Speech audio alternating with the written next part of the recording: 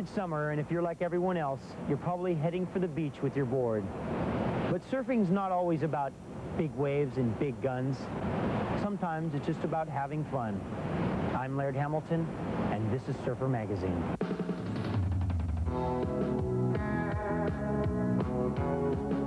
On our profile, we'll catch up with the amateur surfing scene. For Planet Surf, Dr. Scott lets us in on how global warming will affect the surf world. On Images, we'll focus on the perfect blend between water and paint. And on our surf report, we'll be heading to Jeffreys Bay for some classic barrels. Don't go away. The class of '91 takes off after this.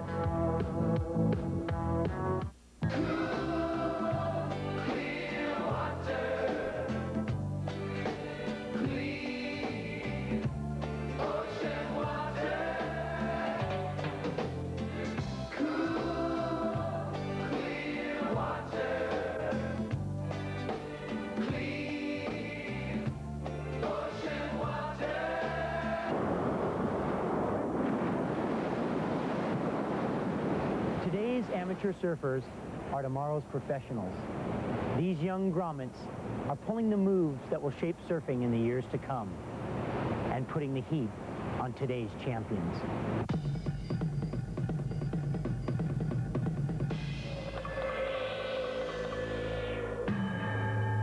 The amateur surfing's pretty much been the foundation for me. You've got to be able to just get used to going in events and being able to handle losing and being able to handle winning in the correct way, you know. That little edge of being comfortable when you're competing is a big plus. You know, you build your confidence in the amateur contest, say if you win or make a lot of finals or whatever, and then you get to surf against these other guys, and, you know, if you beat them, then great.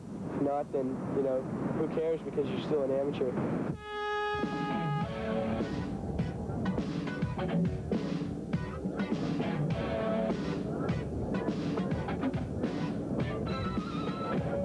And talented surfers the world over, the amateur circuit offers an introduction to the rigorous life of professional surfing. Traveling teams are exposed to foreign cultures in all kinds of conditions. You know, when I was young, I was going to places like Puerto Rico and Barbados and California a lot. And it was really a good thing because I traveled with a lot of other amateurs, the ESA team, and, you know, we got to see what it was like to just be around all the better surfers and the older guys and, you know, surf with them and get a chance to develop our surfing.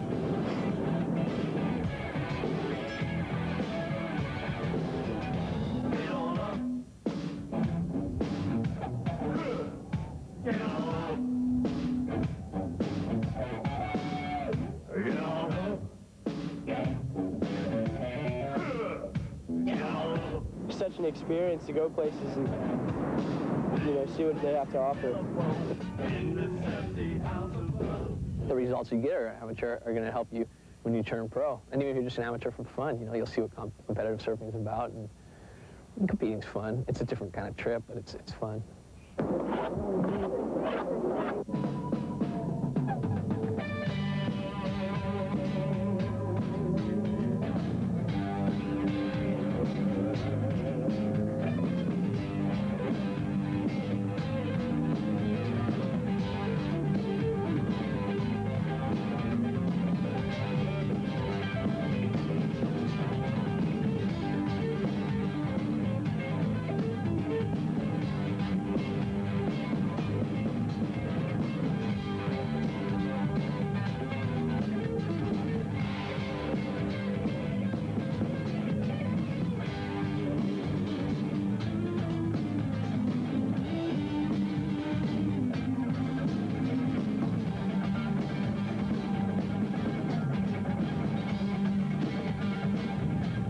surfer cannot expect to become a professional and a competent professional without first having been a high-achieving amateur. At the Levi's International Surf Festival in Costa Rica, amateurs from around the world showed they could rip like the pros. The Americans are usually the #1 competitors, our #1 opposition. This is an important event in that there's new blood on both teams. The American team's a very good team, they're a very competent team. The Australian team's a very good team, a very competent team. I think it's a training. It's essentially a training exercise, but one that's very important in that we both want to win.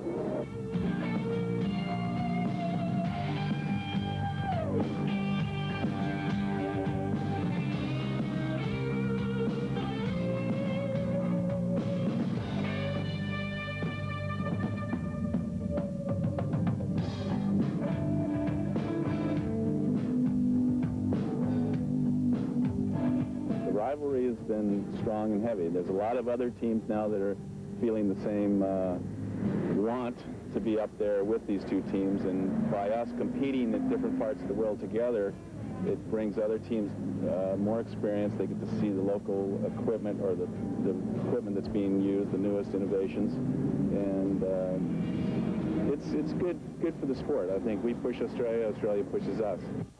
Although the long-standing feud between U.S. and Aussie surfers is potent,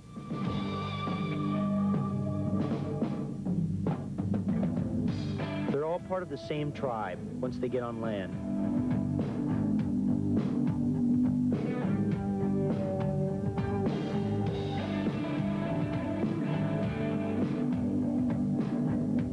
I tried my best. What can I say? You did excellent, mate. For Australian Andrew Everest, his best was good enough to get him a third place in the men's open final.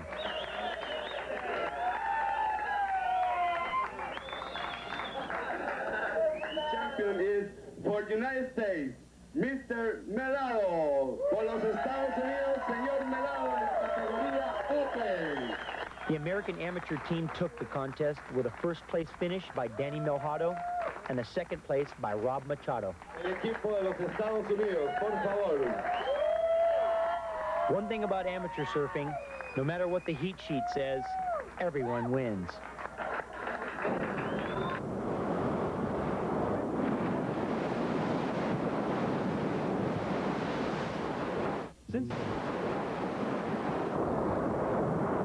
Next, we're going to be dropping in with Dr. Scott Jenkins and Planet Surf.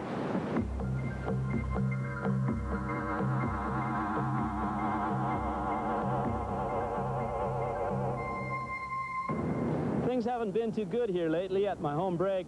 Surf's been flat for weeks.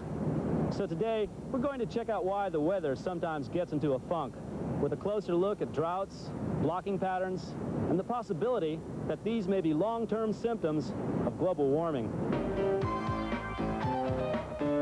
Generally, surf droughts equate with an absence of storms over the ocean basins.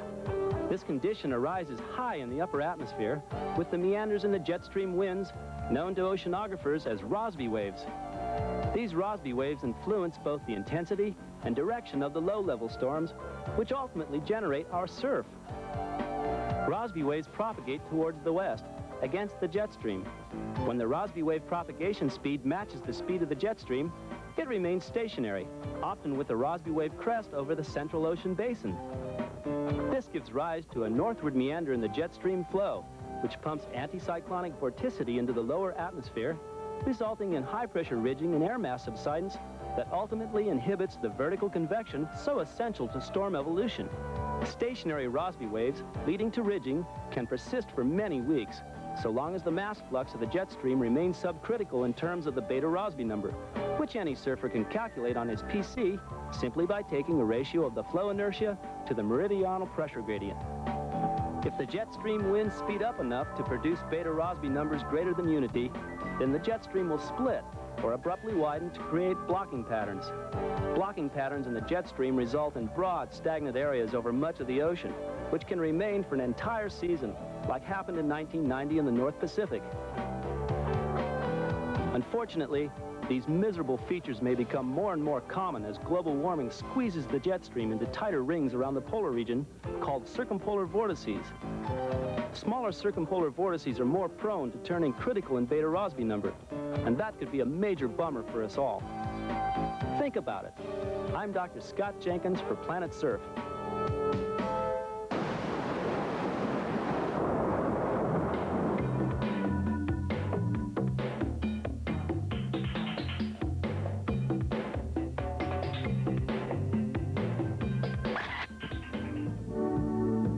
Let's face it, you're going to paint or write or film surfing, you've got to get wet first. Maui's premier marine artist, Christian Reese-Lassen, is one of those rare individuals who can translate the experience of surfing to the painter's canvas. I always put everything I've got into each piece. Whether it's a one-day painting or it's a 6-month-long painting, they all have that same level of intensity and same level of energy that I put into it.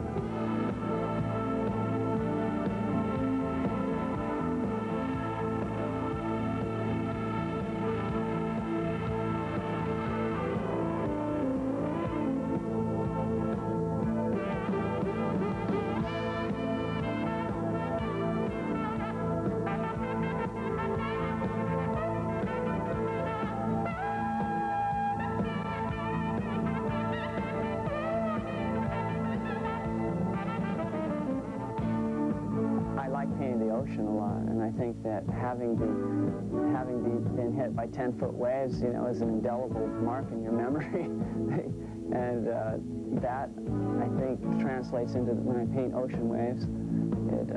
I think there's a feeling there of power and a feeling of movement. Well, I use a lot of realist techniques, and I paint with acrylics and oils and sometimes enamels, and I use the airbrush occasionally.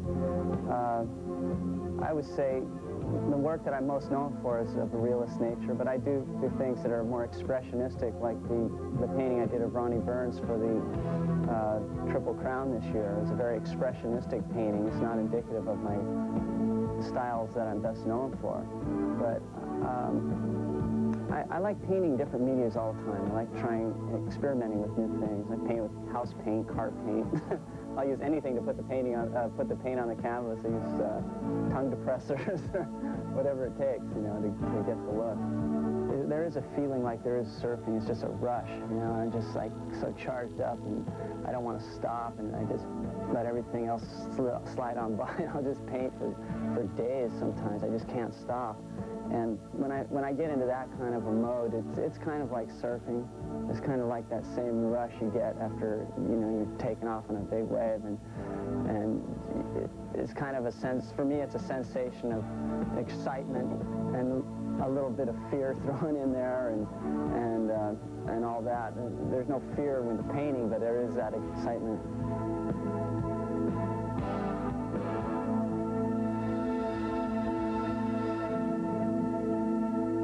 Lassen, a surfer whose artistry is evident in the water and on the canvas.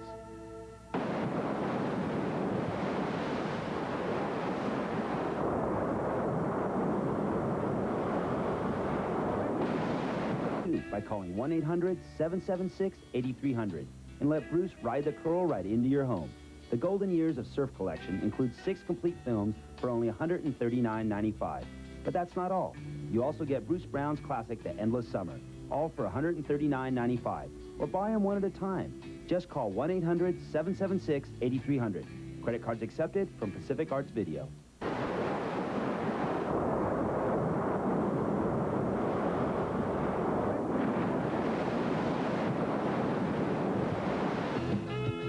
It's time to catch up with Sonny Miller as he files this week's Surf Report.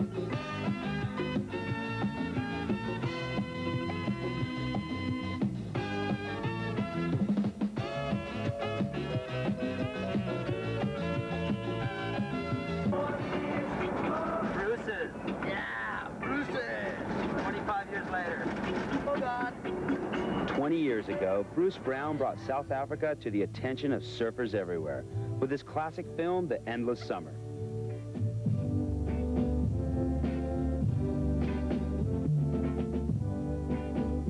You can't tell how good a wave is till you actually ride it. On Mike's first ride, the first 5 seconds, he knew he'd finally found that perfect wave.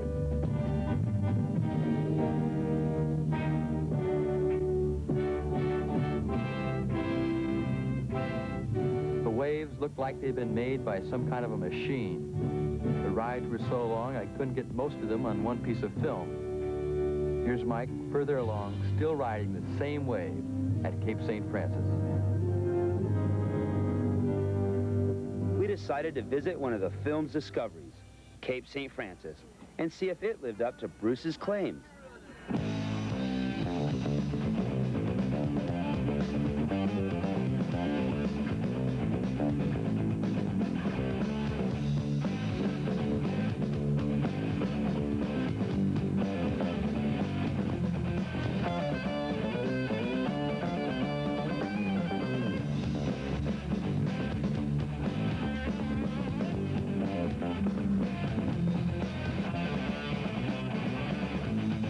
South Africa's geographic alignment is perfect for surf. With coastline exposed to Pacific, Antarctic, and Indian Ocean storms, it isn't hard to see why this country is one of the world's principal surf destinations and the birthplace of some of the great pros.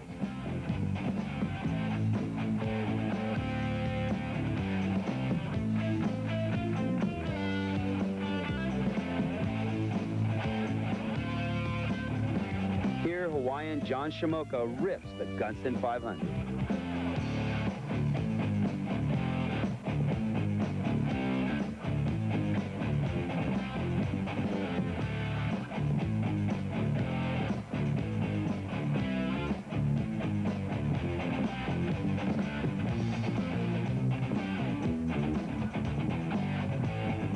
Here we are, on our way to J-Bay. Just missed seeing that little overview over the hill there, but we'll see it soon enough. Soon enough. Unfortunately, the country's political climate is not so favorable, and many surfers have avoided South Africa in view of the tragic and ongoing conflict there. Surfer knows that in big, fast surf like Jeffreys Bay, it doesn't matter who you are or where you come from, skill is the only bias.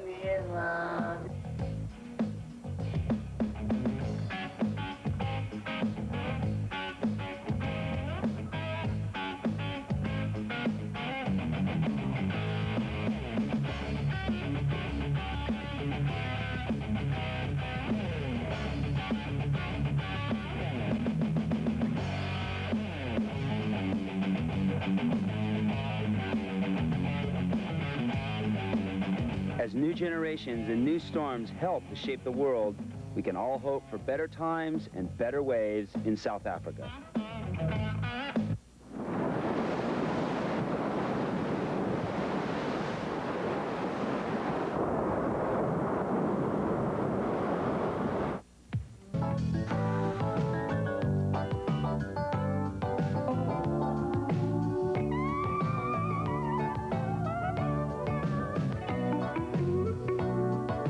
Brought to you by Point Break, 100% pure adrenaline, rated R, and by the Rhino Home Video Surfer Magazine series.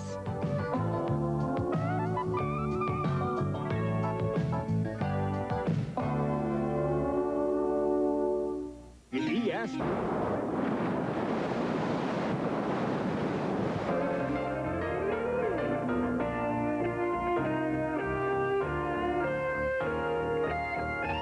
For years, surfers have begged Bruce Brown to re-release his classic surf movies. Bruce has finally caved in. On this occasion, we decided to ask surfing's premier storyteller how he got started. Really, Dale Velzy's the one that got me started making surfing movies. You know, it was my first film. I had no clue, you know, of what really it all entailed. And, you know, when you're making a film, most people, you know, you have like what's called a work print. So you make a copy of the thing and you edit that. Well, you know, I found out what a work print cost and realized no way could I ever afford that. So we edited the original film.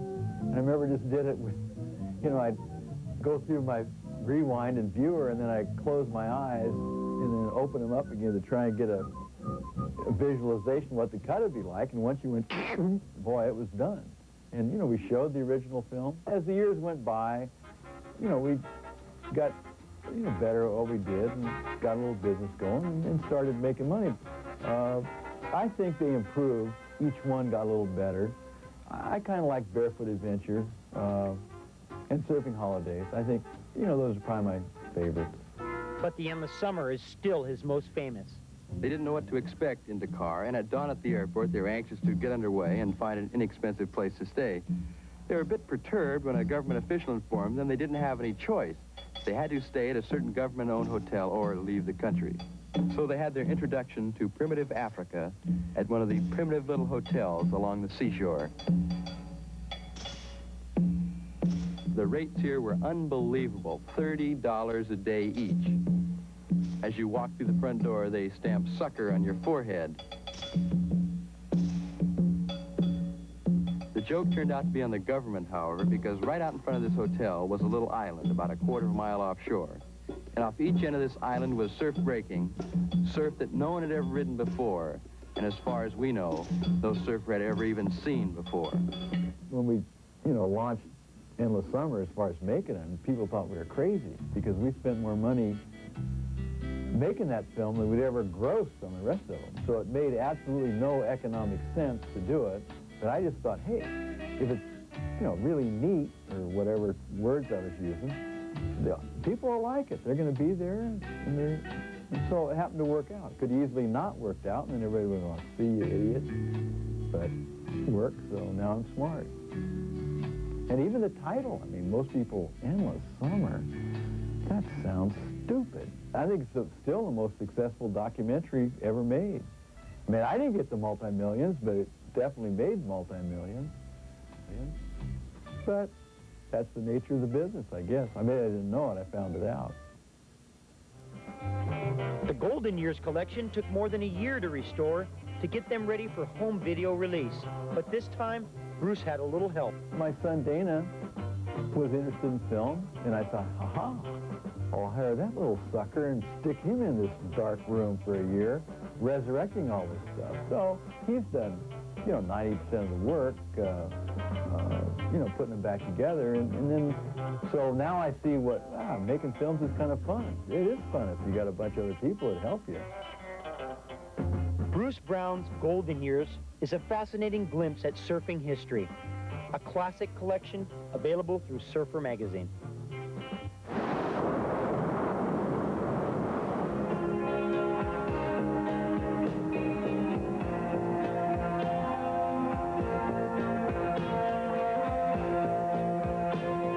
Class of '91 school's out.